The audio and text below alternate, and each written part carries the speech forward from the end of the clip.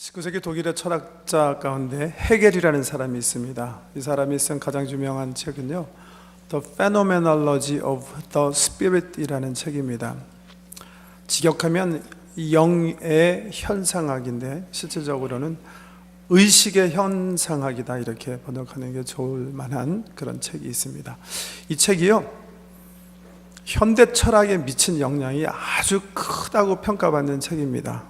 여러분 잘 아시는 칼 막스의 사회주의가 바로 이 책에서 비롯됐다, 그렇게 역사학자들은 보고요. 그런가 하면 칼 막스 철학의 반대라고 할 수 있는, 이를테면 키에르케가르의 기독교 실존주의 책도 어떤 면에서는 헤겔에서부터 시작됐다, 그렇게 얘기가 되어지고요. 그런가 하면요, 또 반대라고 할 수 있는, 왜 신은 죽었다 그렇게 얘기해서 정말 망령된 말을 한 이 니체의 힘의 철학도 역시 이 헤겔의 이 현상학에 기초됐다, 이렇게 봐요. 그만큼 이 책 한 권이 이 현대 철학에 미친 영향이 굉장히 큽니다.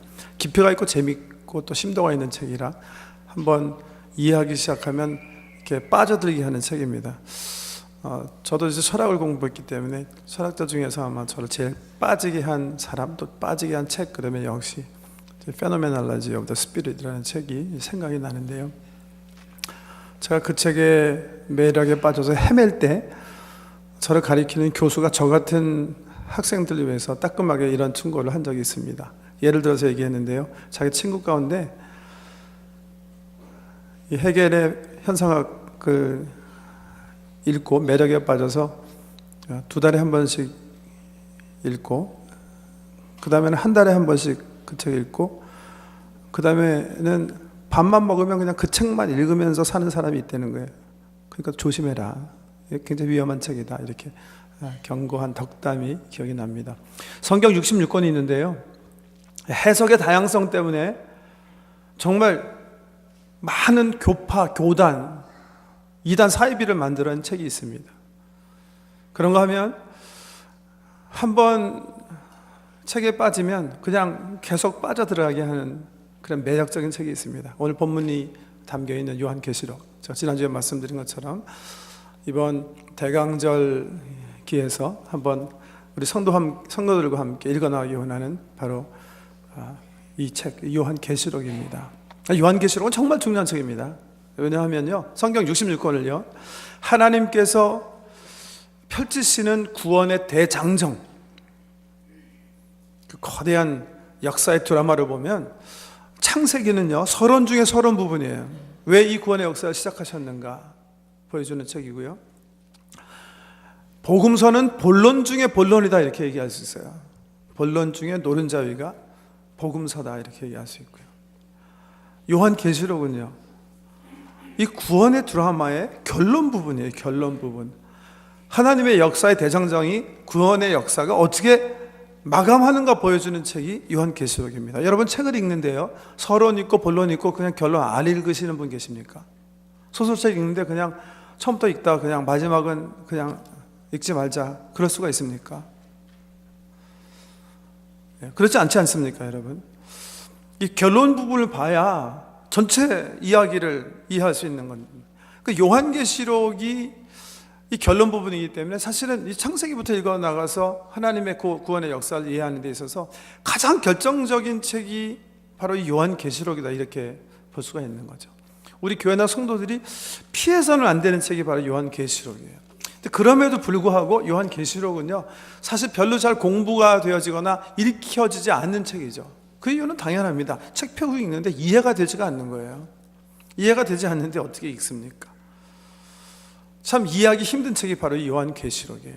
그 이유가 있습니다. 크게 한 3가지라고 생각하는데요, 첫 번째는요, 책을 읽어보면 금방 느낄 수 있어요. 책이 그냥 평범한 언어, 우리가 일상적으로 사용하는 언어로 쓰여지지 않았고 너무나 많은 경우에 이 상징어를 사용하셨어요. 상징어, 심볼릭한 언어들을 사용하셨다는 거예요. 오늘 우리가 짧은 본문 읽었는데 그 안에서도 상징어가 등장하죠. 요한이 돌아다 보니까 예수님께서 인자 같으신 분이 7 촛대 사이를 거니시는 거예요. 근데 이 7 촛대가 의미가 있는 상징을 하는 거죠. 그런가 하면 그 인자 같으신 분 손에 7 별을 이렇게 쥐고 계시다 그래서 7 별을 쥐고 인자 같으신 분이 7 촛대를 거니신다, 그렇게 표현했는데요.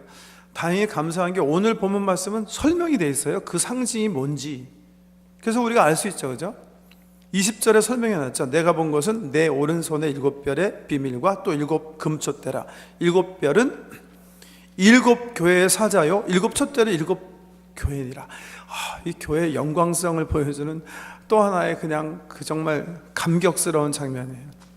교회 가운데 우리 주님이 거니시는 7 촛대 사이에 거니시는 그 말은 우리 주님께서 우리 성도들 사이에 이렇게 함께 하신다 하는 그런 말씀이라는 거예요. 이게 설명되어졌으니까 우리가 쉽게 해야지. 7 별은 여기 보니까 7 교회 사자다, 교회 종들이다, 요즘 말로 하면 목사들이다, 7 교회 목사다, 보내심을 받은 사자들이다, 이렇게 설명하고 있어요.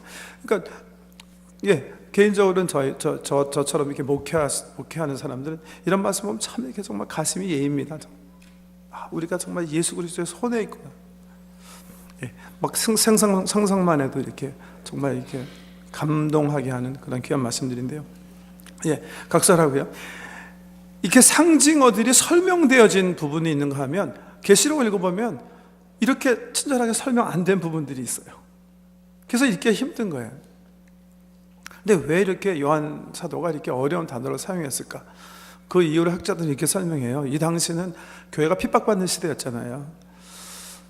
그러니까 함부로 잘못 얘기를 하면 더 교회가 어려움을 받을 수가 있어요. 그렇기 때문에 우리 교인들끼리 서로 이해할 수 있는 그런 언어로 때로는 썼다는 거예요. 예를 들면 지금 교회가 로마 제국의 핍박 속에 있잖아요. 근데 지금 내가 쓰고 싶은 거는, 성도 여러분, 로마 제국은 이제 멸망하게 됩니다. 믿음을 더 굳게 하십시오. 포기하지 마십시오. 절대 로마 제국의 위협에 굴하지 마십시오.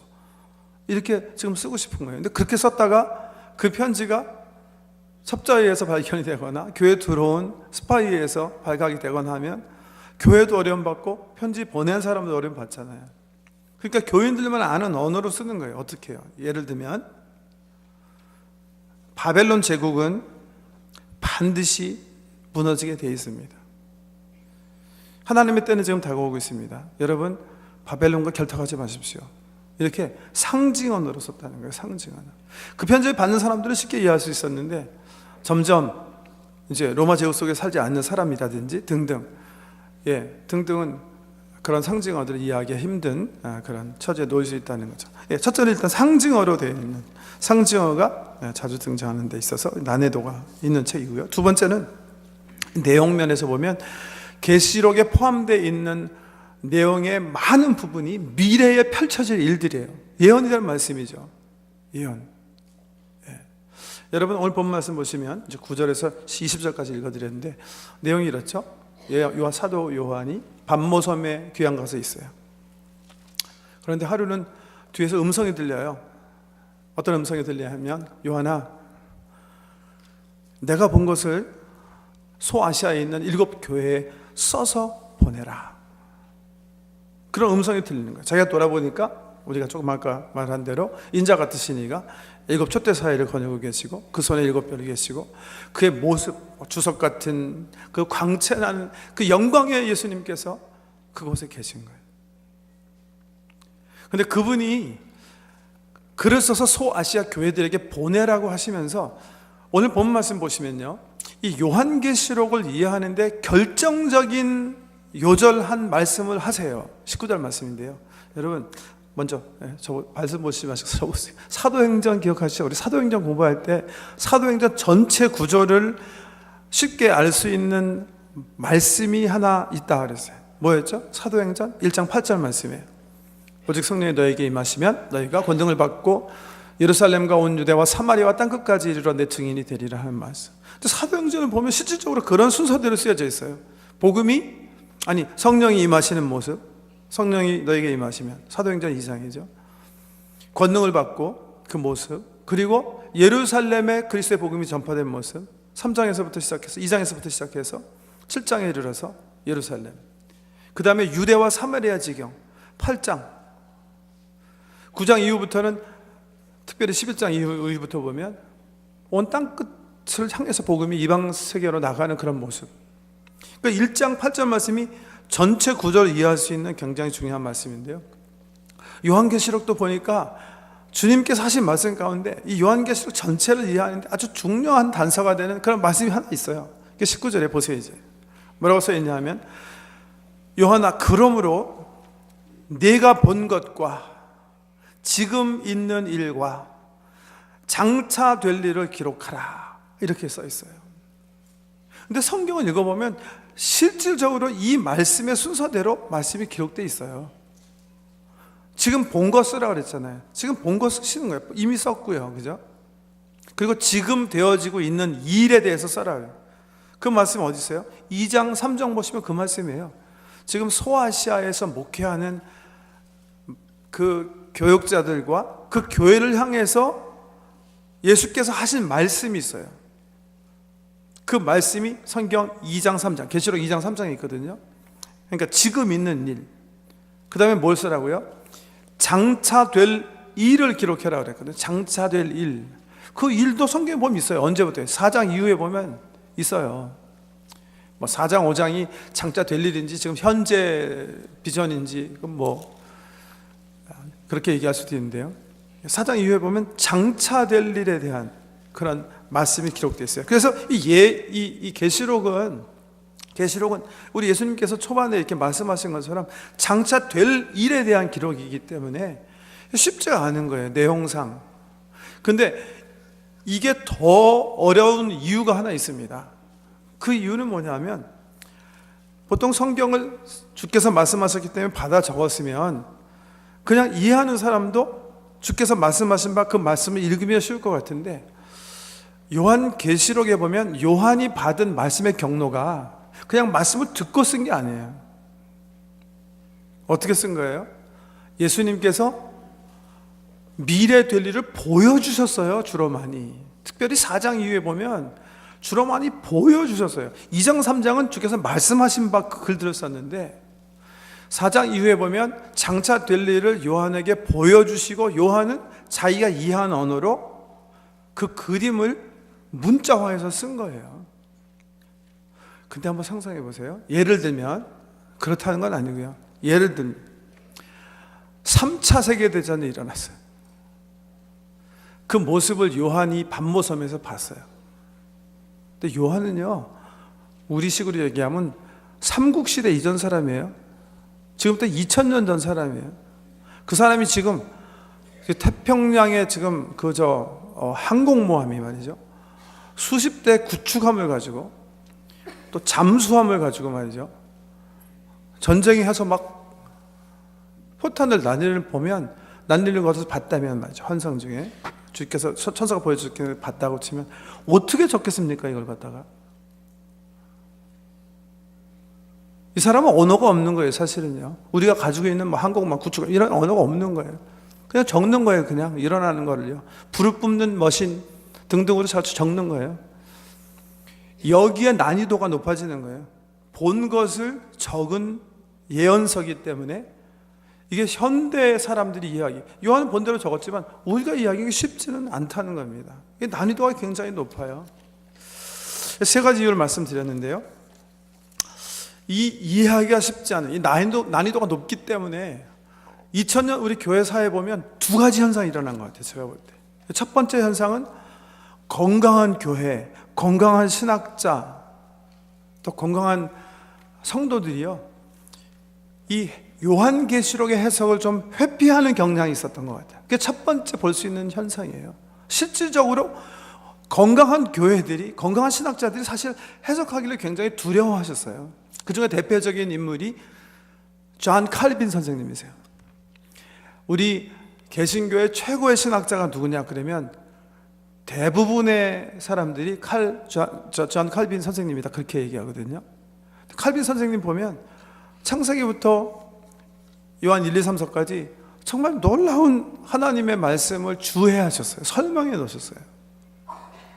근데 계시록은요, no, 나는 주석하지 않겠다. 안 하셨어요. 그냥 자기가 살펴보니까 첫째 잘 못 이해하겠고, 두 번째는 잘못 해석하면 정말 교회를 오도할 수 있겠다, 그렇게 생각해서 해석 안 하셨어요. 주석책을 안 쓰셨어요. 이 부분에 대해서는 우리 개신교의 가장 중요한 신학자예요.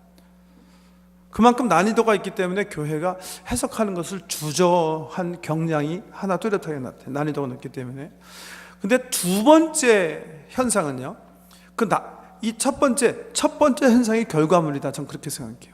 건강한 교회들이, 건강한 신학자들이 혹시 잘못 곡해할까봐, 오해해서 교회를 잘못 인도할까봐 해석하지 않는 틈을 타가지고요, 이단, 사이비, 정말 건강하지 못한 사람들, 이 사람들이 어떻게 한 거예요? 자기 마음대로 자기 이익을 위해서 마음껏 해석할 수 있는 문을 열어놓은 거예요. 실질적으로 교회사에 보면 2000년 역사 가운데 각종 잡다한 집단 이단들, 사이비는 다 이 책에서 비롯해서 나오는 거예요. 마치 자기네가 무슨 신비한 지식을 다른 어떤 사람보다도 얻은 사람처럼 이 책을 자기 나름대로 자기 집단의 이익을 위해서 해석해서 사람들을 잘못 인도했고 또 교회를 현혹시킨 대표적인 사람들이 여호와의 증인 같은 사람들이죠. 현대에는 신천지라는 집단이죠. 이 북미 땅에는 지미 존스 수백 명을 데리고 부활할 수 있다고 독약 먹고 다 죽게 한 집단 있죠. 데이빗단 있죠. 말로 다 할 수 없는, 지금 21세기 얘기고요. 말로 다 할 수 없는 이 잘못된 해석들이 여기서부터, 사이비들이 여기서부터 비롯이 된 겁니다. 이들이 주로 사용하는 단골 메뉴 여러분 잘 아시죠? 7장에도 나오고 14장에도 나오는 14만 4천. 마지막 때 그 하나님과 예수 그리스도의 인을 이마에 받은 하나님의 사람들이 시온산에 어린 양과 함께 서서 하나님을 찬송하는데요, 그 숫자가 14만 4천이다. 이게 구원받은 숫자라는 거죠. 문자 그대로 받아들여가지고 어서 속히 자기 집단에 속하지 않으면 구원은 없다는 거죠. 여러분 한번 생각해 보세요. 지금 현재 우리 지구상에 있는 인구가 70만 넘으세요. 3주 전에 발표했죠. 70만이야. 70억 이제 넘어가기 시작했어요.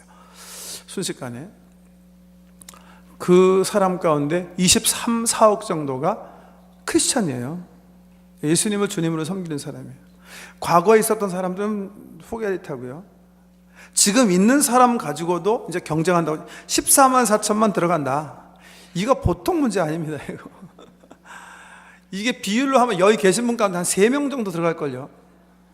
3명이나 될까요? 이게 비율로 하면. 어이없이 피 튀기는 경쟁이죠. 이렇게 되면 너 죽고 나 죽자죠. TO가 딱 정해졌어요. 14만 4천. 근데 그거를 주장하는 집단들이 이렇게 많아요. 근데 정말 어리석게 그 해석에 놀아나가지고 거기에 빠지는 사람들이 있다는 거죠. 그런가 하면요, 두 번째 유형들은, 두 번째 이 단골 메뉴들은 주님이 오시는 시와 때가 안 되는 거죠. 자기네가 특별 계시를 받았다는 거죠. 아니면은 드디어 이 비밀을 자기네가 깨달았다는 거예요. 제가 오래전에요, 지금 정말 오래전인데 몇 년 전인지 모르겠고요, 한국에 마침 방문했는데 시청 앞을 이렇게 지나가게 됐는데 저녁인데 하얀 옷 입은 사람들이 촛불 들고 있더라고요. 왜 시위할 때 그런 거 하지 않습니까? 촛불 들고 해서 정부가 또 잘못해가지고 시위하나 보다. 근데 함께한 동행 사람이 나한테 목사님 아니라니, 뭐냐 그랬더니 예수님 기다리는 사람이래요. 저 사람 내가 오늘 저녁에 오신다고 저 지금 하고 있다는 거예요. 그래서 들어보니까 저도 그때 이런저런 이유로 한번 살펴본 책인데요, 다미선교회 다가올 미래를 예비하라, 그 사람들 그룹이라는데요, 오늘 저녁에 온다고 저 서 있는 거래요. 참 정말 들으면서 이렇게 막 부끄럽더라고요. 내가 저 분들과 정말 그리스도인이라는 게 정말 수치스러워요. 저 망신을 어떻게 감당하려고 저런 짓을 하고 있을까? 왜 성경에 보면 주님이 뭐라 그러셨죠? 그 시와 때는 하나님만 아신다. 아들 된 나도 모르고 천사도 모른다. 그렇게 예수님께서 얘기하셨는데 지가 어떻게 합니까? 제정신이 아닌 거죠. 그렇게 성경 모르는 사람이 어떻게, 그런 사람은 다른 사람도 바보고요. 그런 어처구니 없는 이단들이 그냥 예수님 부활하심부터 21세기, 20세기 믿는 거 아닙니다. 이건 거의 대상각이 한 10년꼴로 있는 거예요. 계속. 전 세계적으로. 나는 안다, 그 시기를. 이때다. 저는 그런 사람 보면 꼭 하고 싶은 말이, 그러면 그 다음 날짜로 나에게 집문서를 물려달라. 그럼 내가 그 대신에 너 천불 주겠다. 일단 그 바꾸고 왔으면 좋을 것 같아요. 우리 건축도 좀 하게. 정말 말도 안 되는 소리들 하고 있어요. 자기가 어떻게 합니까, 자기가? 우리 인자 대신 예수님께서 자기에게도 비밀이다, 그렇게 고백하신 내용인데, 여러분, 내가 안다 하는 사람이나 14만 4천 운운하면서 자기 집단을 얘기하는 사람은 무조건 이단인 줄 아십시오. 이건 사입입니다. 2000년 역사 가운데 계속 반복된 사입입니다. 그 정도는 판단하실 수 있어야 됩니다. 그 정도는 그냥 판단하십시오. 분별하시는 게 아니라 판단하십시오. 그런 사기꾼에게 놀아날 정도가 되시면 안 됩니다. 그 정도는 판단하셔야 됩니다. 세 번째 단골 메뉴들은요, 조금은 그래도 서틀한, 좀 근사한 그런 건데요, 계시록에 이 상징적인 표현이 많다고 하는데, 이 상징적인 표현에 대해서 자기가 안다는 거예요. 나는 안다. 하나님께 나 특별 계시 받았다. 그렇게 해석해서 자기의 해석을 얘기하는 분들이 계십니다. 맞을 수도 있다고 생각해요. 맞을 수도 있다고 생각해요. 지난 한 2000년 교회 역사 보면 거의 다 빵점이거든요. 시대에 따라서 계속 자기 시대에 어떤 나타난 현상들이 가지고 이거다 저거다 얘기하면서 계속 왔거든요. 물론 때가 가깝기 때문에, 이미 우리가 정말 임박한 때에 살고 있기 때문에, 복음이 지금 온천에 전가된 그 시대에 살고 있기 때문에 그 징조들이 많이 나타나고 하지만, 정말 조심해야 되는 부분도 이 부분이에요. 나는 666 이거 안다, 이거 적그리스도 보인다, 내가 지금 바벨론 음녀 내가 누군지 안다. 여러분, 조심해야 되는, 정말 조심해야 되는 그런 분들이에요. 왜냐하면요, 성경에서 그런 에디션, 그런 해석을 경고하고 있기 때문에. 어디서 경고해요? 계시록에서 일단 경고하고 계세요. 계시록에서. 여러분, 계시록 전에 한번 말씀 한번 볼까요? 예. 한번 베드로후서 한번 보세요. 베드로후서 3장 15절 말씀 보시면,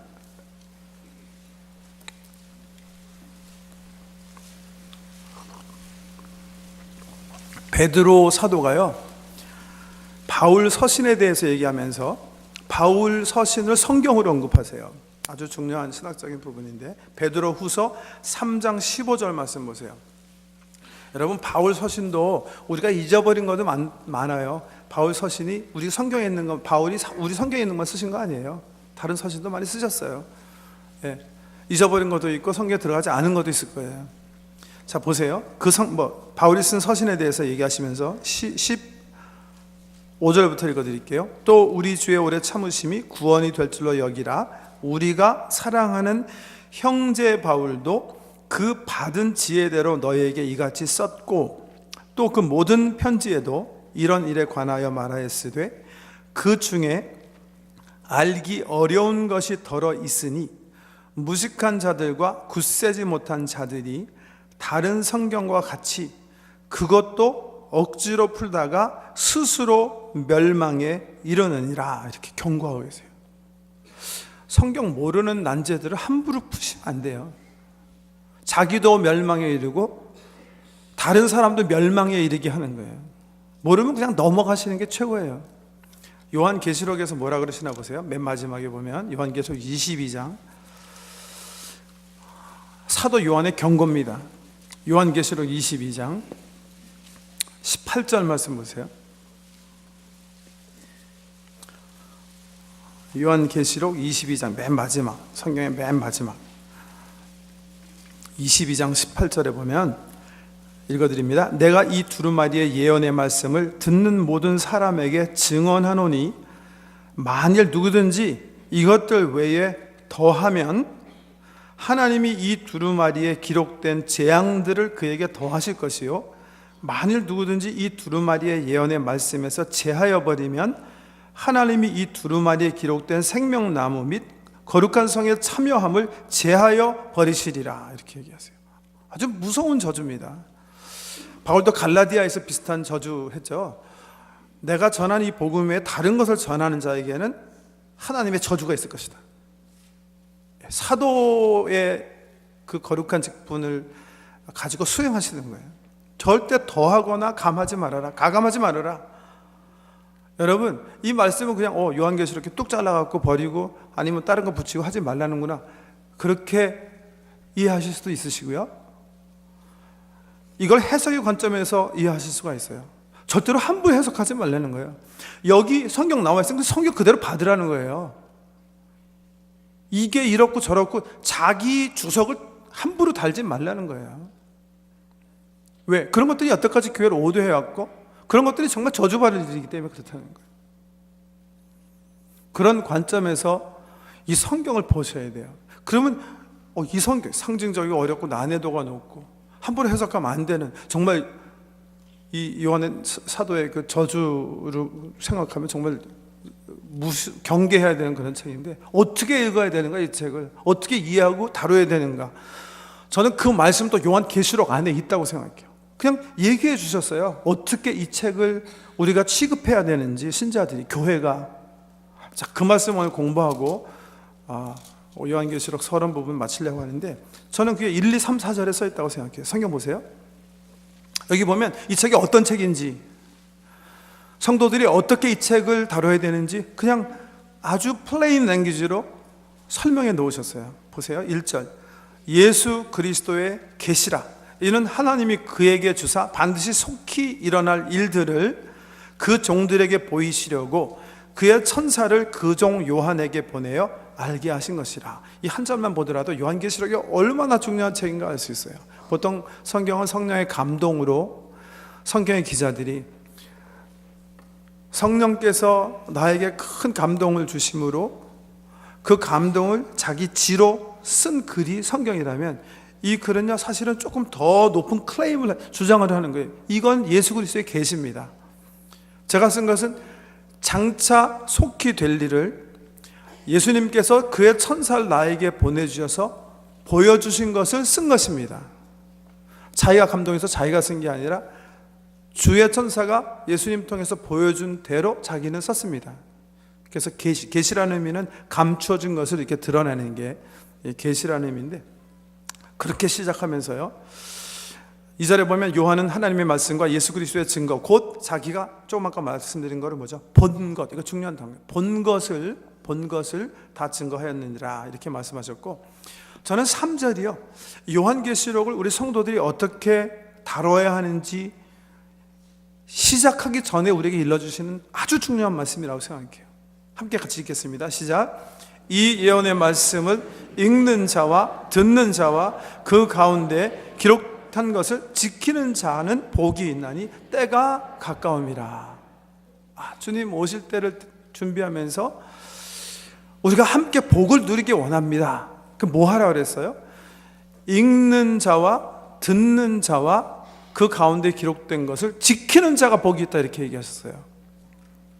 여기에 세례 요한이요, 사도 요한이 이 예언의 말씀은 읽는 자와 듣는 자와 해석하는 자와 그 가운데 기록된 것을 지키는 자가 복이 있다, 이렇게 하면 열심히 해석하셔야 돼요. 그렇게 말씀하지 않으셨어요. 성경 뭐라고 했냐면 읽는 자와 듣는 자와 그 가운데 기록된 것을 지키는 자가 복이 있다 그러셨거든요. 그리고 22장 마지막에는 함부로 더하거나 감하지 말아라, 그렇게 경고하고 계시거든요. 여기에 이 책을 우리가 어떻게 대해야 되는가, 그 지침이 있는 거예요. 지침. 여러분 그냥 읽으세요. 옛날에는요 우리들처럼 이렇게 성경을 가지고 있지 못했어요. 성경이 왜냐하면 양피, 그 가죽 때려가지고서 얇게 해서 정말 많은 노력을 거쳐갖고 두루마기를 만들면 거기다 썼어요. 두루마기가 엄청나게 비쌌어요. 이게 요한계시록 22장을 쓰려고 그러면 얼마나 이게 돈이 많이 드는 이 두루마기예요. 교인들이 한 권씩 가지고 있을 수가 없는 거예요. 이거는요. 교회도 가지고 있지 못했어요. 요한계시록이 쓰여졌잖아요. 이게 편지로 한 교회 갔어요. 그럼 어떻게 해요? 한 사람이 그걸 읽어요. 설교처럼 읽어요. 사실은 설교 대용으로 썼어요. 골로새서 4장에 보면 그 말씀 나오죠. 바울이 여러분 이 편지를 읽으십시오. 다 읽으신다면 다른 교회에 주십시오. 그 교회에서 읽게 하십시오. 왜? 예배 시간에 사도들이 찾아가서 예배 설교 못 하셨어요. 그 당시에는요. 그래서 그 대신으로 설교 대신 쓰신 게 편지예요. 그래서 편지 읽는 게 설교 대용이었어요. 그 읽은 다음에 그 뜻을 어떤 그 목사님들이 풀어서 이렇게 좀 설명해 주시는 정도였어요. 그렇게 예배 드리셨거든요. 이 계시록도 마찬가지예요. 두루마기 쓰여졌어요. 그래서 한 교회에 가서 하루에 다 읽었는지 몇 주 걸렸는지 모르지만 이 말씀을 읽어요. 그럼 모든 사람은 성경책 없으니까 그냥 듣는 거예요. 그냥 들어요. 그런데 들으면서 이 말씀 보면 너희가 붙잡아야 되는 게 있다 이렇게 얘기하시죠. 뭐예요? 이 말씀 속에 너희가 지켜야 할 것이 있다 이렇게 얘기하시는 것 같아요. 오늘 본 말씀 보시면 읽고 듣고 그리고 이 말씀 속에서 우리에게 증거가 되어주는 교훈을 살아라. 여기에 복이 있다. 계시록에 복이 있다. 이렇게 설명하신다는 거예요. 이번에 우리가 계시록 대강절 맞이해서 이제 좀 한번 10년 전에 우리가 수요 집회 때 한번 공부한 건데 아주 큰 줄기 이렇게 큰 픽처를 좀 이해하기 원한다 그랬는데 여러분 복 받으려면 어떻게 하면 돼요? 읽기만 하시면 돼요. 읽기만 하시면 아는 대로만 읽으시면 돼요. 모르는 건 놔두시면 돼요. 그냥 억지로 추론하실 필요도 없고 연구하실 필요도 없으세요. 초대교회 교인들은 이 말씀을 읽어주는 거 들으면서 복 받으셨어요. 그리고 어떻게 삶을 살아야 되는지 교훈을 얻으셨어요. 저는 함부로 해석하는 건 정말 위험한 거라고 생각해요. 모르는 거를 가진 상상력과 성경 맞춰 끼기 해가지고서는 해석해내는 거는 더더욱이 위험하다고 생각해요. 초대교회 성도들은 그렇게 읽지 않았어요. 여러분 이제 4절에 보면 한 가지 더 하고 이제 결론 말씀. 요한은 아시아에 있는 7 교회에 편지하노니. 이건 편지예요. 교회에 쓰신 편지예요.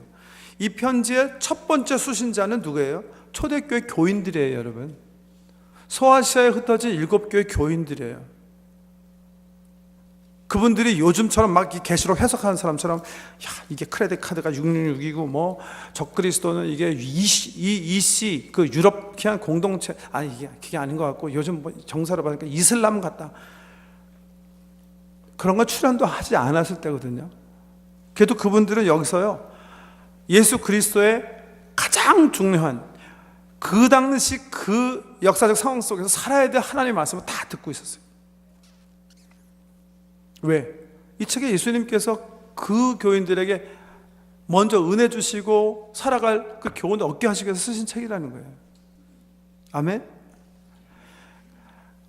해석이 중요한 게 아니에요. 여기 읽는 말씀처럼 뭐예요? 읽고 그 읽는 가운데 내가 어떻게 살아야 되는지 그 교훈을 붙잡는 게 더 중요하다는 거예요. 이 연의 말씀을 읽는 자와 듣는 자와 그 가운데 지키는 자들이 복이 있나니 때가 가까웁니다. 나에게 2000년 전에 우리 예수님께서 쓰신 편지처럼 생각하고 이번에 이렇게 함께 읽어나가기 원해요. 읽어나가면요 정말 이 초대교회 로마 시대 막 핍박 속에 어려운 상황 속에 막 다가오는 가난, 고난, 시험 이런 것들을 경험하는 교인들이 이 계시록 때문에 소망을 얻고 용기를 얻고 끝까지 믿음을 여기 보면요 바벨론의 길, 음녀의 길, 적그리스도의 길이 하나가 나온다면 어린 양의 길이 소개되어 있어요. 내가 어떤 길을 택해서 할 것인가 이 성경은 끊임없이 지금 이 바벨론 이 음료로 상징되는 이 세상이 끊임없이 다가오고 우리에게 절망감을 안겨주고 우리가 타협하려고 다가오는 그 환경 속에서 지금도 우리같이럼 그 로마 시대 경험하는 그 성도들이 나는 어떤 길을 택해서 살아야 되는가, 용기를 주고 선택하도록 믿음을 넣어주는 중요한 말씀들이, 중요한 모습, 그런 장면들이 계시록 22장에 펼쳐서 기록되어 있는 거예요. 이번에 큰 그림을 우리가 함께 좀 이해하기 원하는데요. 자, 어떤 사람이 보겠다고요? 이 연의 말씀을 읽는 자. 지금은 다 성경 가지고 계시니까 이제 숙제. 다음 주는요 2장 3장 본문 말씀 삼고 말씀을 드려요. 2장 3장 보면 7교회에 보낸 편지가 각각 있는데 이거 한 주씩 하면 7주 걸리니까 진 다 빠지니까 그렇게 하지 않고 다음 주 한 주에 2장 3장 다 설명을 드리려고 하는데요. 읽는 자가 복이 있다고 그랬으니까 꼭 읽으세요. 1, 2, 3장 주일 아침에 오시기 전에 읽으셔도 좋고 그 전날 읽으셔도 좋고, 읽으시면 이 말씀을 통해서 우리에게 하시는 주님의 말씀이 있습니다. 그 음성 붙잡으시면 되는 거예요. 모르시는 거 신경 쓰지 마세요.